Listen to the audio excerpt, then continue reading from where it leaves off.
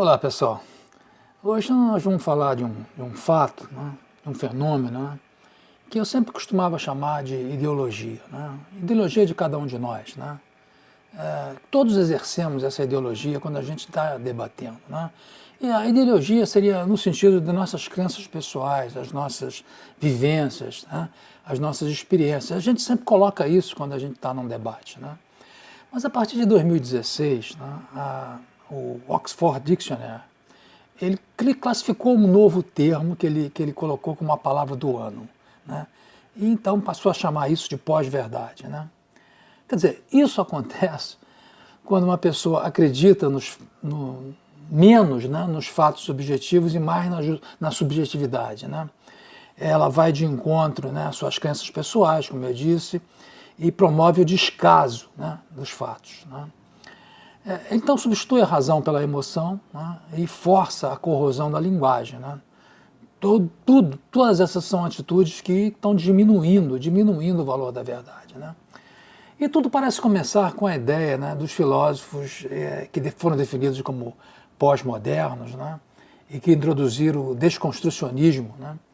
Eu estou falando de filósofos aí do final do século, dos anos 30, no final dos anos 20, início dos anos 30, 1929, 1924, né, o Jacques Derrida, o Jean Baudrillard, né, e o Jean-François Lyotard. Né, são filósofos que estabeleceram essa cultura, né, atual, que classificaram que essa cultura atual, né, ela está muito baseada na mídia, né? Muito baseada na mídia. As pessoas passaram a preferir o hiperreal, né, do que as realidades. Né? E começam a preferir realidades simuladas, como os parques da Disney, né, que são muito menos chatos, né, do que a realidade. Né? Eu não sei se vocês se lembram, né, mas esse Baudrillard, né, esse Jean Baudrillard, foi inspiração para um filme que foi uma trilogia de muito sucesso, Matrix, né, na qual Keanu Reeves fazia o papel do hacker, né, o Neo, né, e ele guardava os seus programas, né, num fundo falso de um livro de Baudrillard, os Simulacros e Simulações. Né. Aliás, o filósofo, né, ele costumava dizer que não gostava do filme Matrix, né, porque era uma leitura ingênua, né, de simulacros e simulação, e ele acha que as irmãs Wachowski, né, que as irmãs que produziram esse filme, elas não entenderam o livro dele. Né. Agora, o que acontece é que eu não quero aqui me colocar como expert, né, de desconstrucionismo e de filósofos pós-modernistas. Na verdade, eu baixei alguns livros no PDF porque esses livros do Derrida, surpreendentemente, né, os livros do próprio Derrida, não digo análises de outros, né, mas os livros do próprio Derrida, você vai verificar o preço na internet, eles estão em algo como 200 ou 300 reais um livro, por exemplo, Simulacros e Simulações, eu vi na internet a 200, 300 reais. Né. Então, baixei alguns PDFs, né?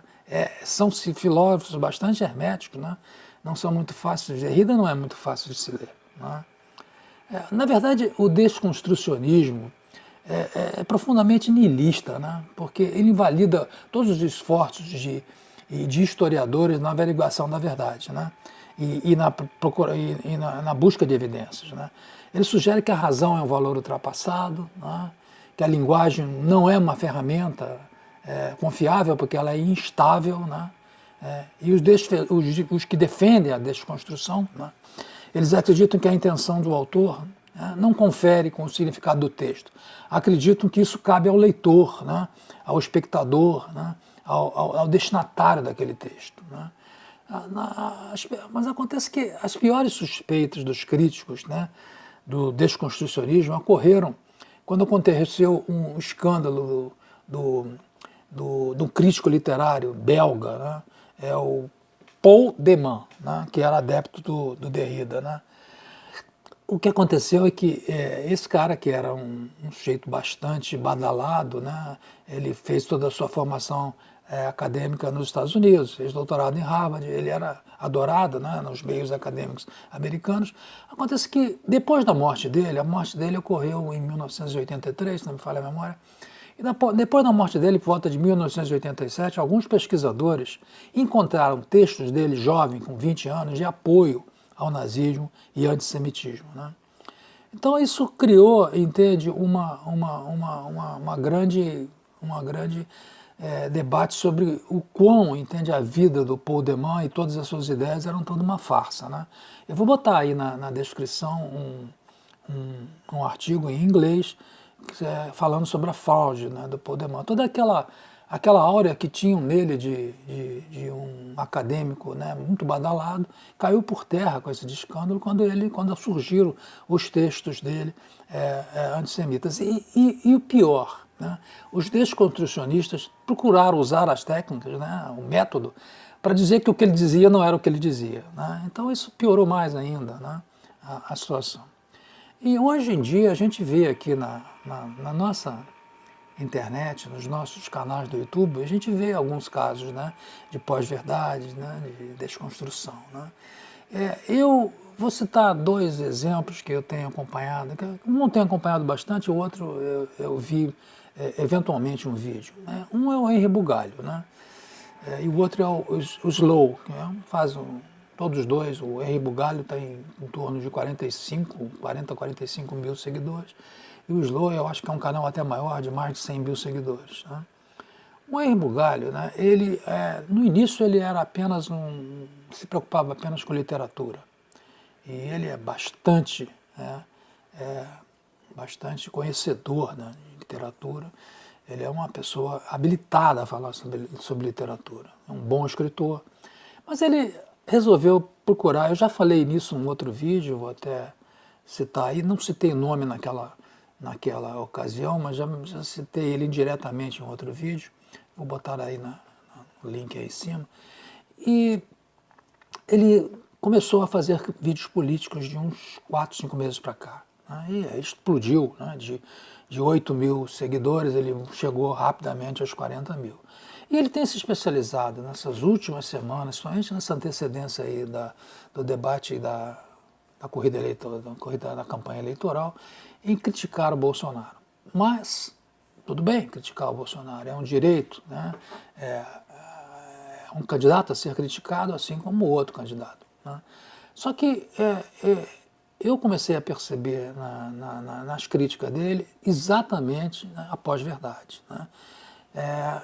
Se basear em fatos, em crenças que ele próprio acredita e desprezar totalmente fatos objetivos, né? Então, como exemplo, né, ele vem fazendo essa campanha bastante massiva contra o Bolsonaro e fez um vídeo sobre aquela suástica que foi depois descoberto que a menina se autoflagelou e a polícia até a indiciou por crime de falsidade. Mas ele não... O que ele fez? Ele não se retratou, ele tirou o vídeo do ar, né?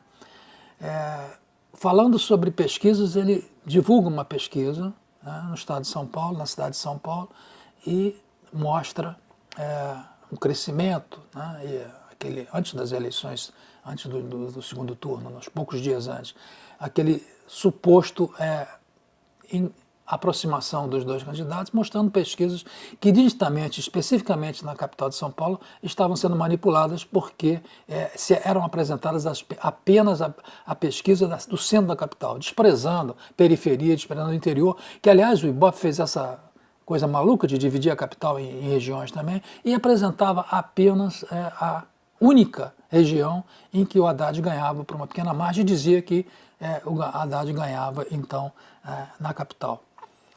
Os últimos vídeos dele, o último vídeo dele após a eleição do Bolsonaro é de uma desonestidade tamanha. Ele está incitando as pessoas, né, de uma certa forma, alarmando as pessoas quanto a coisas que ele acha que vai acontecer, né? Ele está exatamente, né, se baseando nas suas próprias crenças, na subjetividade do seu raciocínio, esquecendo fatos objetivos, né? Então, o outro exemplo que eu queria dar é do Slow. O Slow fez um vídeo, nada a ver diretamente com a campanha brasileira, com o Bolsonaro, mas fez um vídeo sobre a campanha do Trump e falando sobre a participação do Bannon, que foi um estrategista e que teve, há 2 meses atrás, um encontro com os filhos do Bolsonaro. E depois declarou que foi apenas um encontro, mas que não teve nenhuma participação na campanha. Ele fez esse vídeo, o Slow, para dar indiretamente a informação de que teria havido no Brasil o mesmo tipo de coisa que se supõe ocorreu nos Estados Unidos, e ele lista e coloca como qualidade, né, do trabalho dele. Ele fez uma pesquisa enorme, ele coloca dezenas, mais de 20 ou 30 referências sobre tudo aquilo que ele estava falando naquele vídeo. Eu vou botar também o vídeo dele na descrição desse vídeo. Mas exatamente aquelas referências é que talvez mostre o quão equivocado ele possa estar. Porque se você olhar de cara as referências, você verifica o viés, você verifica a aproximação às suas próprias crenças, você verifica o viés. Eu peguei um exemplo só, né, que é aleatório. Eu peguei um dos exemplos e fui verificar a referência dele. É de um jornalista americano que escrevia para o The Atlantic, o Alex Quadros. Então, era um artigo sobre o Bolsonaro e o suposto perigo à democracia brasileira. Muito bem, eu fui verificar esse Alex Quadros e encontrei um artigo, né, eu vou até ver o nome aqui que não estou me lembrando, que eu li um artigo deixa eu ver aqui, do site Cafezinho, né, do Miguel do Rosário, criticando o Alex Quadros, né? E o título do artigo dele, né, criticando o Alex Quadros, esse que foi referenciado pelo Slow, é Leviandade Jornalística a Serviço do Império. Agora vejam, quem é o